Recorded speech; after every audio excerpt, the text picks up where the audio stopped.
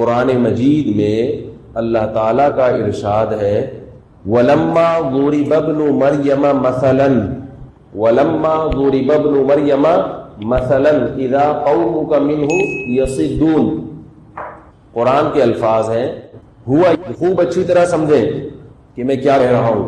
قرآن مجید میں جب یہ آیات نازل ہوئیں اِنَّكُمْ وَمَا تَعْبُدُونَ مِن دُونِ اللَّهِ حَصَبُ جَهَنَّمَ، لوگ مجھے کہتے ہیں آپ بیان میں قرآن کا حوالہ کیوں نہیں دیتے، آیت نمبر کیوں نہیں بتاتے؟ میں پوری آیت پڑھ کے سنا دیتا ہوں، تو اب آیت نمبر کی کیا ضرورت ہے آپ لوگوں کو؟ او بھائی ایک آدمی حوالہ نمبر دے وہ زیادہ بہتر ہے کہ پوری آیت پڑھ کے سنا دے یا آیت کا ٹکڑا پڑھ کے سنا دے۔ کیا خیال ہے؟ تو آم کھانے سے مطلب ہونا چاہیے، پیڑ گننے سے مطلب نہیں ہونا چاہیے۔ تو آپ وہ آیت گوگل پہ لکھیں تو گوگل آپ کو نکال کے دے دے گا وہ آیت۔ تو قرآن کے الفاظ کیا ہیں؟ اِنَّكُمْ وَمَا تَعْبُدُونَ مِن دُونِ اللَّهِ حَصَبُ جہنم۔ اللہ نے مشرکین سے کہا کہ تم جن بتوں کی، جن معبودوں کی عبادت کرتے ہو، غیر مسلموں سے اللہ نے کہا کہ تم خود بھی، توجہ ہے نا آپ لوگوں کی، بہت اہم بات عرض کر رہا ہوں آپ کے سامنے، اس کو اچھی طرح پوائنٹ یہ اپنے پلو میں باندھ لیں، اس کے بعد آپ کو ہر جگہ گستاخی نظر نہیں آئے گی، آپ کو لوگوں کو سے اچھا گمان رکھنا انشاءاللہ سیکھ جائیں گے، چاہے وہ کسی بھی مسلک کا ہو، اس میں مسلک کی بات نہیں ہے، کوئی بھی ہو۔ جب یہ اصول آپ کے ذہن میں رہے گا جو قرآن سے ثابت ہے، اور ویسے بھی کامن سینس کی بات بھی ہے، لیکن بعض لوگوں میں سینس ہوتی نہیں ہے، تو ان کو کیسے سمجھائیں؟ تو پھر ان کو قرآن کی جب آیت دے دی جائے نا تو پھر یہ مضبوط دلیل بن جاتی ہے، بشرطے کہ وہ قرآن کو مانتا بھی ہو۔ یہاں تک سمجھ میں آ گئی؟ ٹی وی میں تو نہیں آ رہا میں بھائی؟ آج پنکھوں کا بہت شور ہو رہا ہے جی، اچھا چلیں خیر۔ تو اللہ نے قرآن میں فرمایا کہ تم بھی اور جن معبودوں کی تم عبادت کرتے ہو، جن خداؤں کی تم عبادت کرتے ہو، وہ بھی تمہارے ساتھ جہنم میں جائیں گے، وہ جہنم کا ایندھن ہے۔ سمجھ گئے یہاں تک؟ یہ قرآن نے دعویٰ کیا، فوراً مشرکین نے اعتراض شروع کر دیا، آپ نے تو اے نبی، آپ نے تو اے محمد صلی اللہ علیہ وسلم، آپ نے تو جتنے خدا تھے سب کو جہنمی قرار دے دیا، کیونکہ کافر بعض ایسے خداؤں کو بھی، من گھڑت خداؤں کی بھی عبادت کرتے ہیں جو آپ کی رائے کے مطابق بھی کیا ہے؟ جنتی ہیں، جہنمی نہیں ہیں، جیسے کہ عیسائی حضرت عیسیٰ ابن مریم کی عبادت کرتے ہیں۔ یہاں تک آ گئی سمجھ؟ عیسائی کس کی عبادت کرتے ہیں؟ ان کو بھی خدا کہتے ہیں نا، چاہے وہ صاف لفظوں میں نہ بھی کہیں تو عمل ایسا ہی ہے، جیسے گاڈ کا بیٹا کہتے ہیں، کبھی عین خدا کہہ دیتے ہیں، بس کبھی کہتے ہیں خدا تین ہے ایک ہے، بہرحال معبود مانتے ہیں، معبود مانتے ہیں۔ جبکہ قرآن کہہ رہا ہے تم بھی اور جن کی تم عبادت کرتے ہو وہ بھی کہاں جائیں گے؟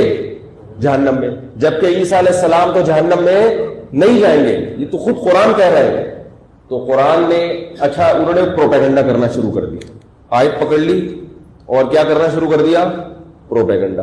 قرآن میں جو اس کا جواب نازل ہوا وَلَمَّا ضُرِبَ ابْنُ مَرْيَمَ مَثَلًا، اللہ فرماتے جب ابن مریم کو بطور مثال کے بیان کیا گیا، اِذَا قَوْمُكَ مِنْهُ يَصِدُّونَ، قوم کیا کرنے لگی؟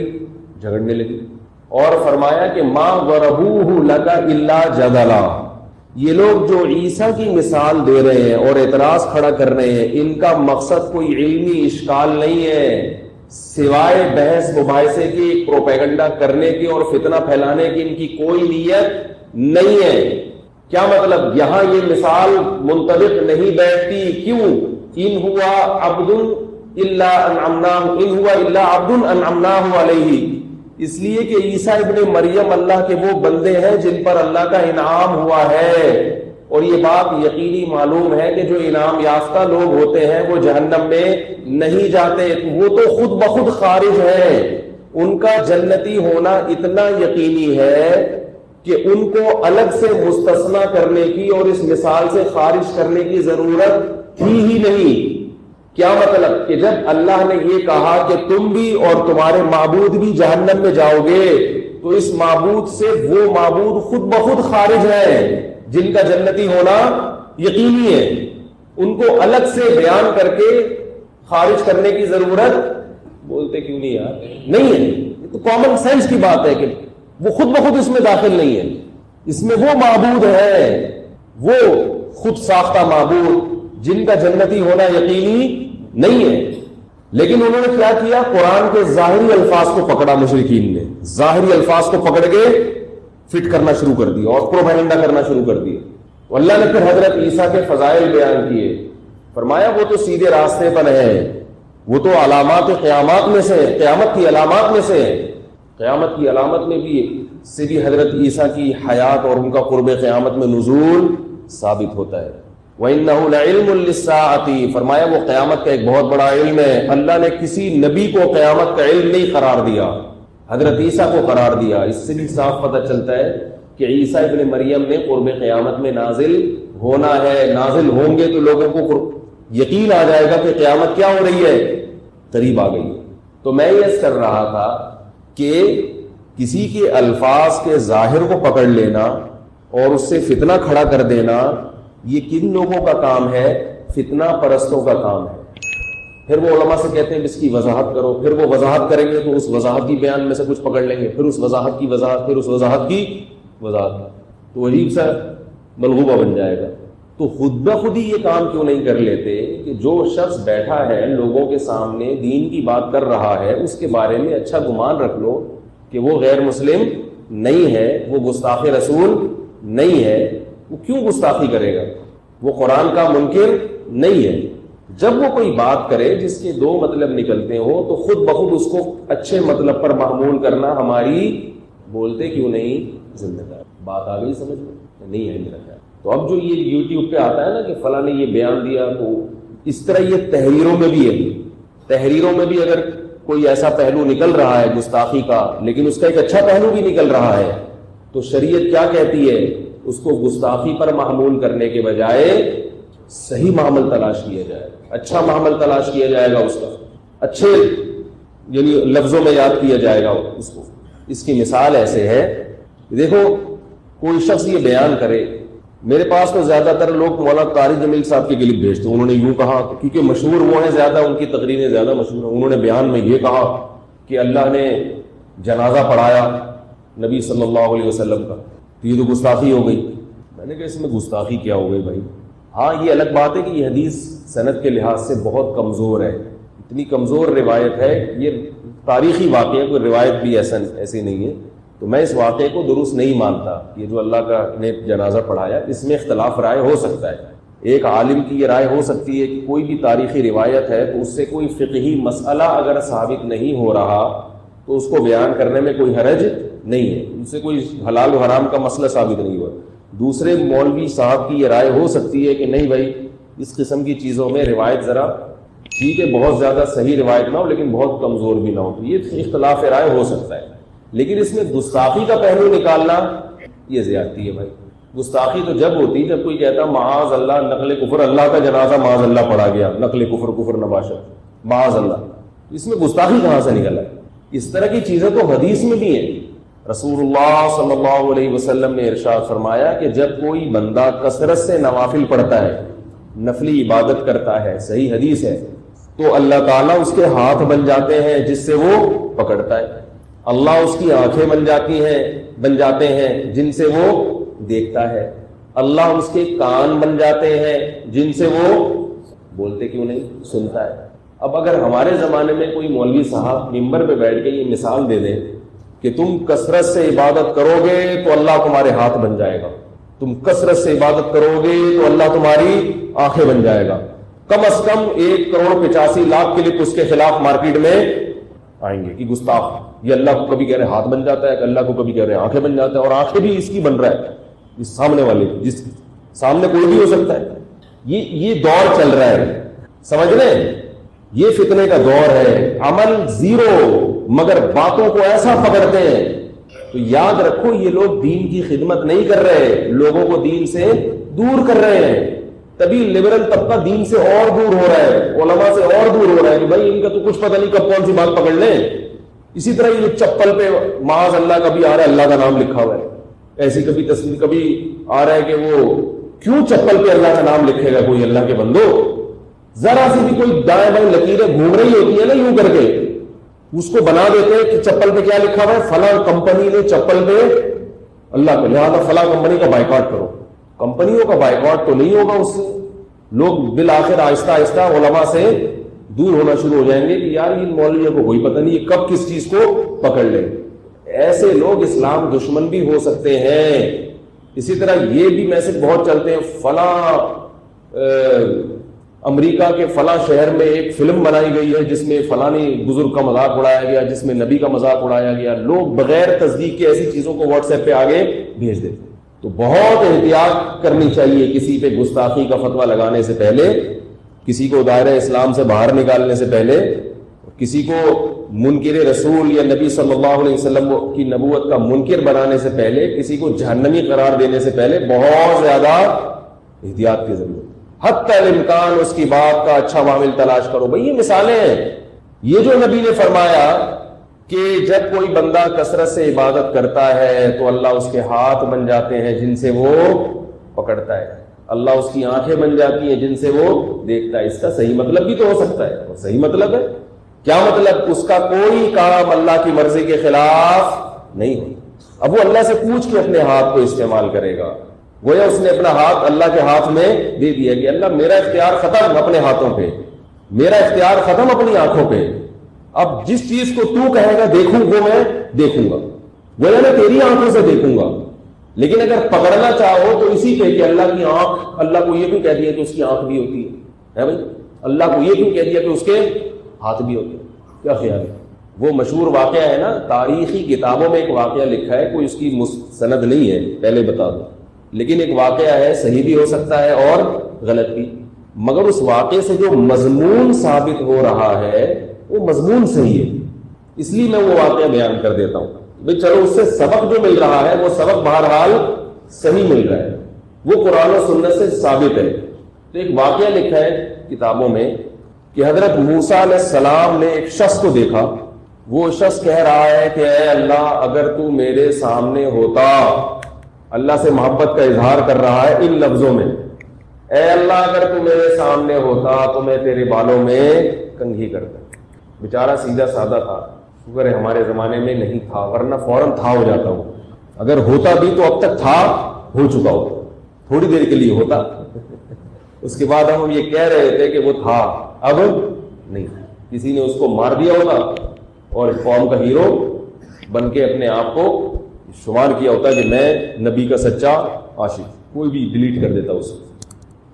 میں یہ نہیں کہہ رہا گستاخوں کے خلاف آپ کیس نہ کریں، لیکن گستاخی واضح لفظوں میں ہو. کسی کی بات کو بیٹھ کے بال کی کھال اتار کے اس کو ادھر ادھر لے جانا، اس کو گستاخی پر معمول کرنا، یہ قرآن کی مخالفت ہے. قرآن میں آتا ہے کہ یا ایھا الذین آمنوا اجتنبوا کثیرا من الظن، اے ایمان والو بدگمانی سے بچو، بدگمانی سے بچو، اچھا معامل تلاش کرو، اچھے رخ پر لے کر جاؤ اس کو. یہ یا رسول اللہ مدد پر ایک بات کرنی ہے، میرے کلپ اس کو بھی لوگوں نے کاٹ چھانٹ کے نا وہ غلط اس پہ لے کے گئے، یا رسول اللہ والی کلپ اس پہ بھی بات کروں گا میں. تو وہ کہنے لگا کہ اے اللہ اگر تو میرے سامنے ہوتا تو میں تیرے بال بناتا. اس بیچارے کو نہیں پتا، جتنی اس کی عقل تھی اسی حساب سے وہ محبت کا اظہار کیا. میں کھانا کھلاتا اس کو، میں اللہ تجھے کھانا کھلاتا، تیری ساری ضرورتیں پوری کرتا. تو کہتے ہیں حضرت موسیٰ علیہ السلام کو غصہ آیا، جلالی تھے، ٹھیک ٹھاک طریقے سے ڈانٹ لگا دی اس کو.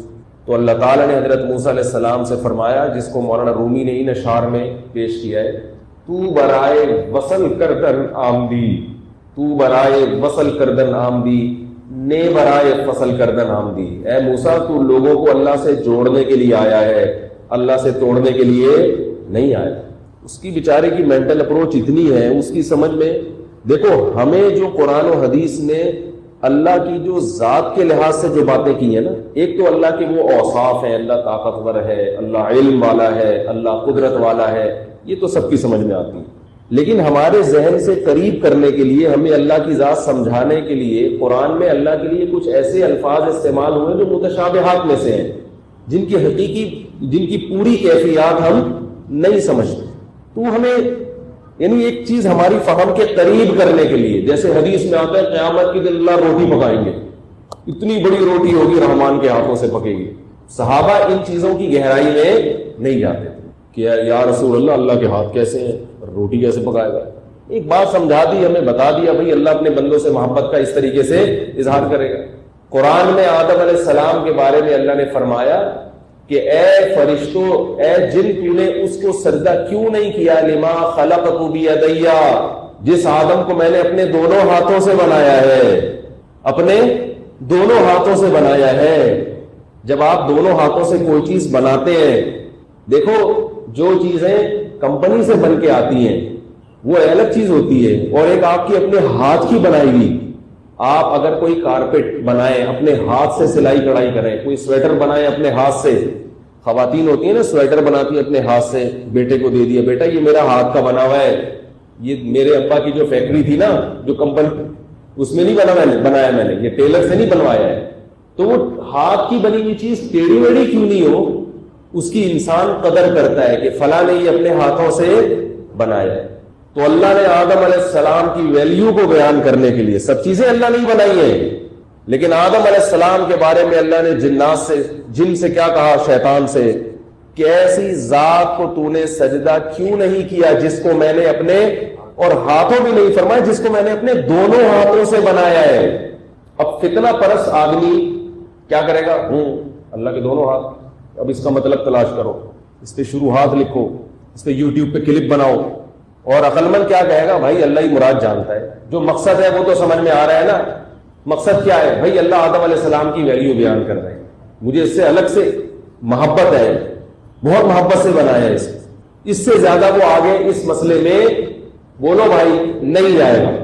اسی طرح بادشاہ لوگ جو ہیں جب بھی حکومت کی بات ڈور سنبھالتے ہیں تو کہا جاتا ہے کہ بادشاہ نے تخت سنبھال لیا.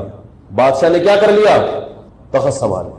عرش کہتے ہیں عربی میں بادشاہ کے تخت کو, عرش پر مستوی ہو گیا, حکومت کی لگام اپنے ہاتھ میں لے لی ہے, اور بادشاہ کی کرسی بھی ہوتی ہے بڑی عالی شان. تو اللہ نے ہمیں سمجھانے کے لیے, ہماری زبان میں بات چیت کی ہے, ہمیں سمجھانے کے لیے, جیسے اللہ نے ہمیں سمجھانے کے لیے کہا کہ میں نے آدم کو اپنے دونوں ہاتھوں سے بنایا.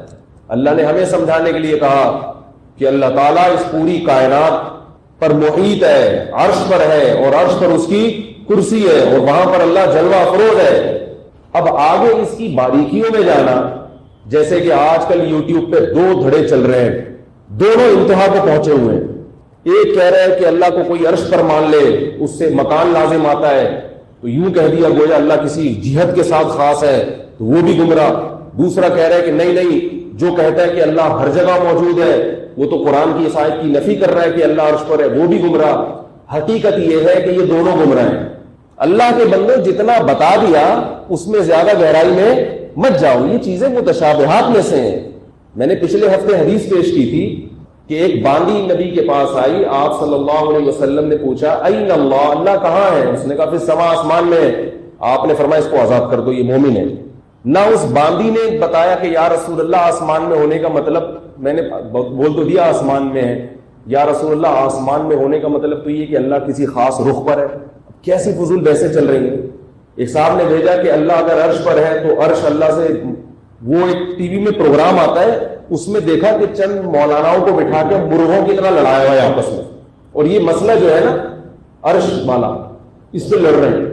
ایک کہہ رہا ہے کہ اللہ اگر عرش پر ہے تو پھر عرش تو اللہ سے معاذ اللہ یعنی اللہ سے چھوٹا ہے, کیا خیال ہے؟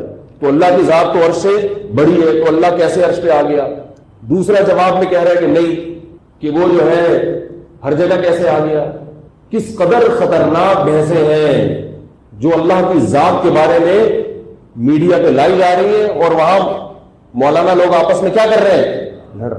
تو آپ صلی اللہ علیہ وسلم نے باندی سے پوچھا اللہ کہاں ہے؟ اس نے کہا آسمان میں. نہ آپ نے اس کو ڈیٹیل بتائی کہ آسمان میں ہونے سے جہت لازم آ رہی ہے کہ نہیں آ رہی ہے, مکان لازم آ رہا ہے, عرش چھوٹا ہے, اللہ بڑے ہیں, تو کیسے آ گئے اس عرش پر, پھر کرسی گول کرسی ہے یا کیا ہے. نہ آپ نے تفصیل بتائی, نہ باندی نے تفصیل بتائی.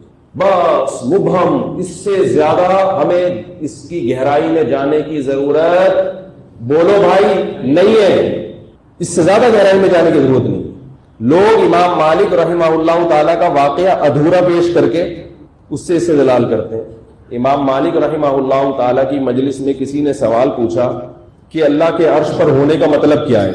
امام مالک نے فرمایا الاستواء معلوم، اللہ نے جو قرآن میں کہا کہ اللہ عرش پر مستوی ہے تو مستوی کا لغوی معنی تو پتہ ہے سب، والکیف مجہول، کیسے ہے اس کا کسی کو پتہ نہیں ہے، والسؤال عنہ بدع، لیکن اس قسم کے سوالات کا بدعتی ہونا بہرحال یقینی، کیونکہ صحابہ اس قسم کے سوالات نہیں پوچھتے تھے۔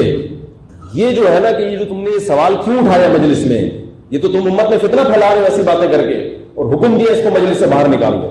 سوال پیدا ہوتا ہے جب ایسا ہے تو میں اس مسئلے کو کیوں چھیڑ رہا ہوں، کیا خیال ہے؟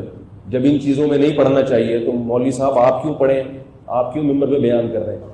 میں اس لیے بیان کر رہا ہوں کہ لوگ چھڑ چکے ہیں، ایک چیز جب چھڑ گئی نا تو اس میں اعتدال والی رائے بیان کرنا یہ اس لیے ضروری ہے تاکہ کسی بھی جانب لوگ غلو کا شکار نہ ہوں۔ میں بہت عرصہ خاموش رہا ہوں اس مسئلے پر، لیکن جب دیکھا ہے کہ بہت غلو ہو رہا ہے ان دونوں طرف، اس لیے میں یہ بیان کرنے کے لیے کہ بھائی ان دونوں فریقوں کو اپنے حال پہ چھوڑ دو، تو اتنا بیان کرنا تو ضروری ہے نا علماء کی ذمہ داری، کیونکہ دیکھ رہا ہوں دونوں طرف دو انتہاؤں کی طرف لوگ جا رہے ہیں۔ ایک مسئلے کو لوگوں نے دیوبندیت کا معیار بنا لیا، دوسرے مسئلے کو لوگوں نے غیر مقلدیت کا معیار بنا لیا، دو انتہاؤں پہ جا کے ایک دوسرے کے خلاف توپے اور بم سے فائرنگ ہو رہی۔ چھوڑ دو، کوئی اگر غلو کرتا بھی ہے تو چھوڑو، بس کرنے دو، کیونکہ اس کی بحث کو اٹھاؤ گے تو مسئلہ کیا ہوگا؟ خراب۔ اللہ نے کہہ دیا اللہ عرش پر ہے، چھوڑ، کیسے ہمیں نہیں پتا بھائی، کیسے مکان لازم آ رہا ہے، بولے ہمیں نہیں پتا مکان کیا ہوتا ہے، مکان کیا ہوتا ہے بھائی اس سے تو معاذ اللہ کا جسم لازم ہو رہا ہے کہ یہ کیا ہوتا ہے، یہ کیا ہوتا ہے؟ بدھو بن جاؤ، بہت سی چیزوں سے جاہل رہنا یہ زیادہ بہتر ہے بنسبت ان چیزوں کا علم حاصل ہونے سے۔ کم علمی ہر مقام پر عیب نہیں ہے، بہت ساری چیزوں میں کم علمی یہ اللہ کی نعمت ہے۔ کوئی پوچھے اس کا کیا مطلب ہے کہ ہمیں نہیں پتا یار، کہ آپ اتنے بڑے مفتی ہو کہ آپ کو نہیں پتا، بولتے ہم تو جاہل ہیں بھائی، آپ کو کس نے کہا؟ ایسے موقع پتلی گلی سے نکل لو۔ میں پہلے ایسے ہی پتلی گلی سے نکلتا رہا، میں جب پنجاب میں جاتا تھا لوگ مجھ سے پوچھتے تھے حیاتی مماتی، میں کہتا تھا یہ کیا ہوتا ہے، واقعی مجھے نہیں پتا تھا کیا ہوتا ہے، کہ وہ کیا ہوتا، میں نے کہا پتہ نہیں کیا ہوتا، کیونکہ ہم نے اپنے بزرگوں سے یہ مسائل کبھی سنے ہی نہیں تھے۔ اتنا زیادہ پنجاب میں فتنہ ہے، انتہاؤں تک پہنچے ہوئے ہیں، دو دو حصوں میں مسجدوں میں نمازی بٹ چکے ہیں۔ تو اگر کوئی آپ سے پوچھے بولے کیا کیا کیا کیا پوچھ رہے بھائی تو، ٹھیک ہے، آپ صلی اللہ علیہ وسلم کی وفات ہو گئی ربیع الاول کے مہینے میں پیر کے دن، اس کے بعد آپ صلی اللہ علیہ وسلم قبر میں کس حالت میں ہیں، اللہ دنیا کے لحاظ سے تو آپ چلے گئے، یہ تو سب مانتے ہیں، وہاں اللہ نے اپنے نبی صلی اللہ علیہ وسلم کو کوئی مخصوص قسم کی حیات دی ہے، وہ بھی سب کا عقیدہ ہے، وہ حیات مخصوص کیونکہ شہداء کو جب دی ہے تو انبیاء کو یقیناً اس سے افضل ملی ہوگی، جو برزخی حیات ہے، بس اس سے آگے کوئی کہتا ہے نہیں وہ یوں ہے تو وہ یوں ہے، بولے بھائی آگے مجھے نہیں پتا ہے، مجھے تو یہ بتا، اس سے پوچھو اس طرح کی بحث ہے، مجھے تو یہ بتا رشتہ نہیں مل رہا، کوئی کوارا یہ پوچھ کے کہ یار رشتہ نہیں مل رہا، تو اچھا سا رشتہ بتا دے یار، چھوڑ یار اس کو، رشتہ نہیں مل رہا، کیا بتا دے، اچھا سا بے روزگار ہے، وہ کہ یار کہیں سے جاب دلا دے، کیا خیال ہے؟ تو ہر چیز میں نہ الجھو ورنہ گمراہی کی طرف نکل جاؤ، اور اگر کوئی عالم کر رہا ہے اس کو بھی چھوڑ دو اپنے حال، بھائی حضرت جی ہوں گے دامت برکاتہ بہت پہنچے ہوئے ہیں، ان کا یہی خیال ہوگا، وہ حضرت جی جب آپ کو بتائیں نا یہ مسئلہ تو بولے حضرت جی ٹھیک ہے آپ بہت اچھے ہیں لیکن مجھے کوئی اچھا سا رشتہ بتا دیں، شادی جاب نہیں مل رہی، کوئی وظیفہ بتا دیں، دعا کر دیں، یہ پوچھا کرو۔ جو پریکٹیکل لائف سے جن چیزوں کا تعلق ہے ان چیزوں میں پڑا کرو، باقی چیزیں علماء کے لیے چھوڑ دو، وہ خود الجھیں خود کریں، ہر چیز عوام کے جاننے کی نہیں ہوتی اور ہر چیز میں عوام کو پڑھنا مناسب نہیں، سمجھ لو بات۔ تو میں یہ عرض کر رہا تھا کہ دیکھو رسول اللہ صلی اللہ علیہ وسلم نے حدیث میں کتنی پیاری پیاری حدیثیں ہیں کہ اللہ تعالیٰ اپنے ہاتھوں سے روٹی بنائے، ایک روایت میں آتا ہے، حدیث میں آتا ہے کہ اللہ تعالیٰ کے دو ہاتھ ہیں اور دونوں دائیں ہیں، اللہ کا بایاں ہاتھ کوئی نہیں۔ کیا مطلب؟ دائیں ہاتھ میں برکت ہوتی ہے تو اللہ کے دونوں ہاتھ دائیں ہیں۔ اب طبیعت میں اگر فتنہ نہیں ہے تو یہ حدیث سن کے بڑا مزہ آئے گا، اور اگر طبیعت میں فتنہ ہے شیطان تو یہ بیٹھا رہے گا یار اس کا کیا مطلب ہے، دو ہاتھ بھائی، اور وہ بھی سیدھے، یار ایک طرف یہ والا جب سیدھا ہو گیا تو یہ والا سیدھا کیسے ہو گیا، بیٹھے رہو پاگل ہو جاؤ، تھوڑے دن میں ڈپریشن کی گولیاں کھاؤ۔ اور اس طرح کی بہت ساری روایت حدیث میں آتا ہے کہ اللہ تعالیٰ رات کے آخری حصے میں آسمان دنیا پر آ جاتے ہیں اور کہتے ہیں حل من مستغفر اغفر لہ، کوئی ہے مجھ سے گناہوں کی مغفرت طلب کرنے والا، کوئی ہے جس نے دن میں گناہ کیا ہو اور اب رات کے آخری حصے میں مجھ سے معافی مانگ رہا ہو تو میں اس کے قریب آ گیا ہوں. میں پہلے عرش پر تھا, اب میں کہاں آ گیا ہوں؟ عرش سے نیچے آ گیا ہوں, نیچے آ گیا ہوں تاکہ اپنے بندوں کی آواز کو سنوں. سمجھدار لوگ اس حدیث کو غنیمت سمجھتے ہیں کہ ہمارا رب پہلے بھی ہم سے قریب تھا اور اس وقت میں اور زیادہ قریب ہو گیا. تو عقل مند لوگ اس وقت کو غنیمت جان کے رب کے سامنے کھڑے ہو جاتے ہیں. اور احمق اور بیوقوف یوٹیوب پہ سرچ کرتا ہے کہ اس حدیث کا بولو بھائی مطلب کیا ہے. غیر مقلد اہل حدیث کیا کہتے ہیں اس حدیث کی تشریح میں, اور دیوبندی کیا کہتے ہیں, اور بریلویوں کا کیا کانسیپٹ ہے, اور پھر الجھتا رہتا ہے. نہیں یاری میرا حل. اب لوگ اس پہ ہیں بھائی اللہ جب آسمان دنیا پر آتے ہیں تو عرش پر کیا ہوتا ہے, جب اللہ ہر جگہ موجود ہے تو پھر وہاں کیوں آتے ہیں؟ تو اس کا یہ جواب ہے پھر اللہ عرش پر ہے. تو پاگلوں وہ اس کو تہجد کی توفیق بولو بھائی نہیں ہے. بھائی چھوڑو, اللہ کی ذات کی گہرائی ہے. ہمیں تو جو بتایا جو بھی ہوتا ہے وہ اللہ ہی بہتر جانتا ہے. ہمیں تو یہ بتایا کہ ہمارا رب ہم سے رات کے آخری حصے میں قریب ہو جاتا ہے. پھر الٹے اعتراضات, کبھی رات کا آخری حصہ تو دنیا میں ہر جگہ چل رہا ہوتا ہے, تو اللہ امریکہ میں بھی رات کے آخری حصے میں آئے ہوئے ہوتے ہیں, تو پھر جاپان میں تو نہیں ہوتے. یہ ان لوگوں کا کام ہے جو فارغ لوگ ہیں اور جن عملی زندگی سے بولو بھائی دور ہے. ہمیں بتا دیا گیا اللہ کی ذات ہے, اس کی گہرائیوں کو ہم نہیں جانتے. ہاں کوئی غفار بھائی کے بارے میں کہتا کہ وہ رات کے آخری حصے میں امریکہ میں بھی ہوں گے اور جاپان میں بھی ہوں گے, تو یقیناً آپ یوٹیوب پہ سرچ کرتے غفار بھائی کا کہ بھئی یہ انسان ہے جن نے کیا ہے. یہ وسیم بھائی ہیں, کوئی آپ سے کہے کہ میں نے وسیم بھائی کو اتنے بج کے اتنے منٹ پر امریکہ میں بھی دیکھا ہے اور اتنے بج کے اتنے منٹ پر میں نے ان کو جاپان میں بھی دیکھا ہے, تو آپ وسیم بھائی کا بھی لیبارٹری ٹیسٹ کروائیں اور جس نے دیکھا ہے اس کا بھی لیبارٹری ٹیسٹ کروائیں. کیا خیال ہے کہ یہ دونوں جنات ہیں یا انسان ہیں؟ تو انسانوں کے بارے میں تو ہم اشکالات کریں گے, اللہ کی ذات عقل سے بالا ہے. تو اس لیے میں آپ سے یہ کر رہا ہوں کہ ان چیزوں کی گہرائی میں بولو بھائی مت جاؤ. جیسے بتا دیا بس ظاہر پر ایمان لاؤ, کیفیات اللہ پہ چھوڑ. تو اب دیکھنا فتوے آئیں گے, ابھی دیکھنا واٹس ایپ پہ میرے خلاف فتوے آئیں گے, وہ فلاں ادارے سے فتویٰ لکھا جو یہ نہیں مانتا وہ اہل سنت سے خارج ہے. تو وہ فتویٰ آپ مجھے بھیجنے کی چندہ ضرورت نہیں ہے. مجھے پتہ ہے فتوے بھی آ رہے ہیں مارکیٹ میں, اور جو فتویٰ دے رہے ہیں میں ان کو بھی غلط نہیں کہتا.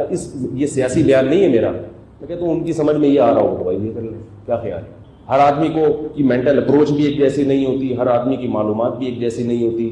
اور یاد رکھو کہ جب بھی کسی بیان پر کوئی اعتراض کیا کرے نا, تو اعتراض والا اسٹائل نہیں ہونا چاہیے, اشکال والا اسٹائل ہونا چاہیے. سامنے والے کو بالکل مہنجو نہ